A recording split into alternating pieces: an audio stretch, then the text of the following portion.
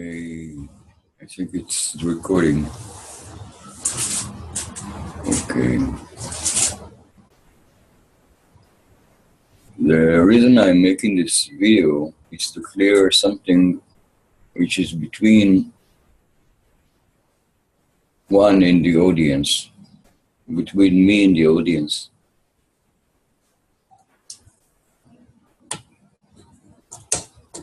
See, my occupation, my work in life is a spiritual work, namely being a painter, and a painter which belongs to a certain kind of painters we are a clan.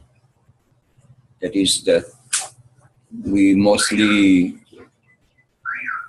feel together. We live in the same, under the same common agreement.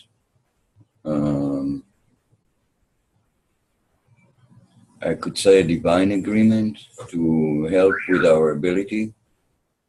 The whole society, the whole human race. It starts from many points, but what I thought was more significant is the ability to project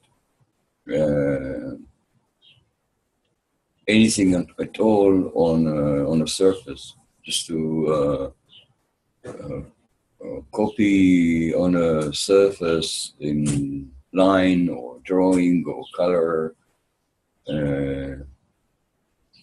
things like structures, like movement within space, emotional space,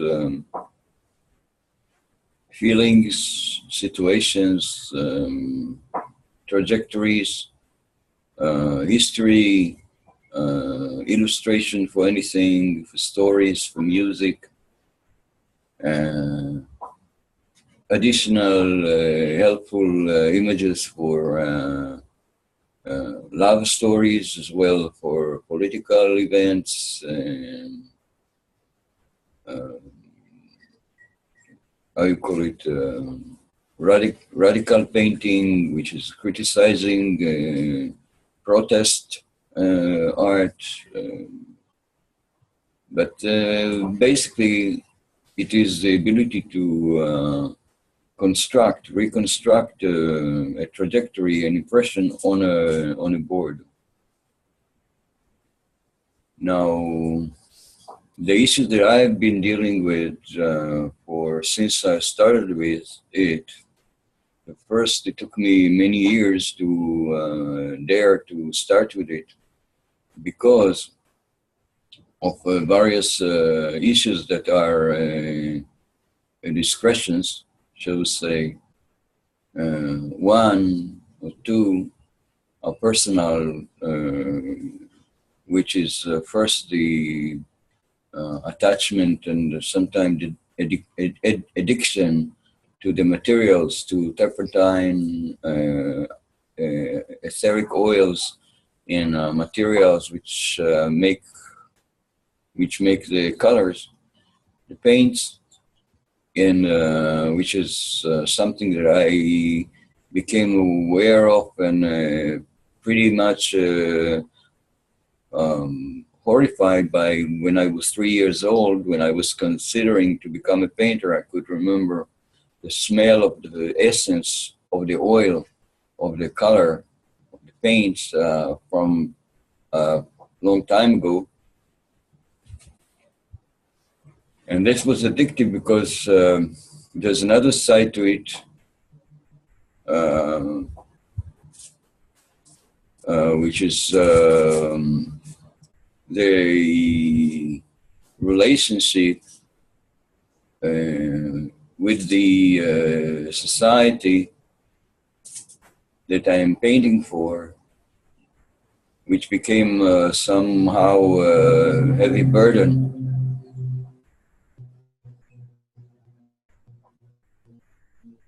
Or this airplane is hovering around us. anyway, so the relationship with the audience, so especially with those who deal art dealers, became such a complex and uncomfortable and unworthy involvement that consequently I had to detach gradually from my addiction, from my inclination to paint. I would stop to paint because otherwise I would create basically artworks that will not be recognized for their worth, not in this environment they want. So I have limited my level of creation, of my level of working in this material, to where I had to divide between my work and the presentation, because if the presentation would then connect me with the dealers, with the audience, which would not be ready to take most of them anyway. Excuse me, those who do love modern art, but modern art is more abstract and more complex, and the structures are more evolved, and the emotions that they are transmitted are so refined that either people don't want to see it or don't see it, or they are, if they see some of it, they are become competitive. They really fight with you very hard to death, actually. And because there is a big competition in painting, I, for example, though I was painting as a painter since young, I was not accepted in any art association. So for some time, I tried to, when I was, I thought about earning of painting, and I thought to have, a credential, some kind of document to support me. So I went to the Artists Association, and they declined me twice. And I gave them pictures that were, excuse me to say this, but they are quite beat above their heads. You know, they were too holistic, too perfect between the space and the object, the space and the meta. They were relating between them in a very free fashion way.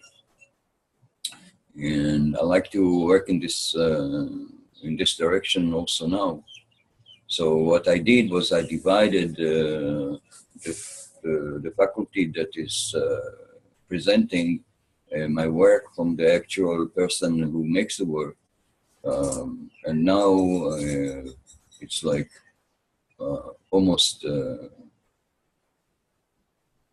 I think, 30 years, closing to 30 years or 28 years that this division happened, because I realized the division between me, the one who creates the imagery,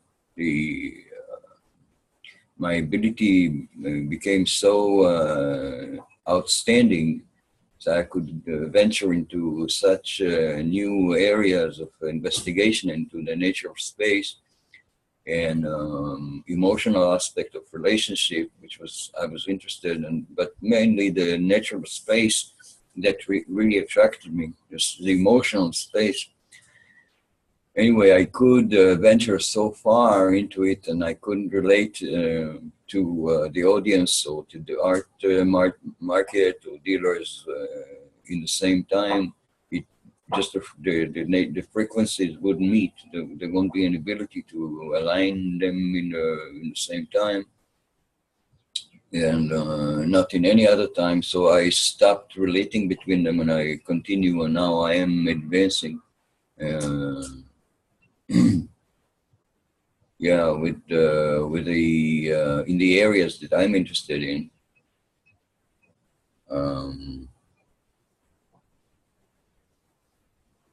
Yes, I want to just my point was the relationship between the audience and the creator.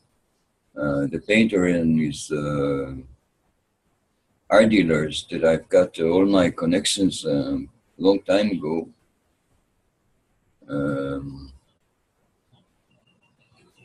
That is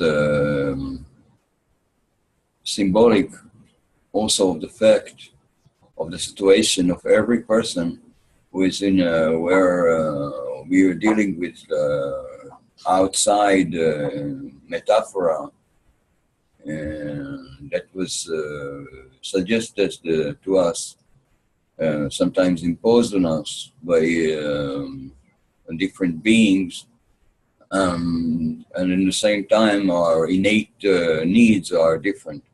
That we need other metaphors to handle anything. First of all, to handle the fact that somebody is interfering and suggesting forcefully stuff into our conscious field. So, so I'm saying it, trying to relate to the habit of opening the computer, looking at stuff on the internet, whether it's movies or news coverage or people who are doing great work, but too often there is this blunt imposition of metaphors upon your minute, just taking time being now and imposing metaphors on this moment. So I'll be caught in debate about that, I'll be busy with it. So I have to detach from all of that, and this is, parallel to which I said before, and it applies to everybody. And what I was doing, and I tried a few times to record myself and to talk with people, do interviews and make monologues like rants, like now, was to present the gap, the way to be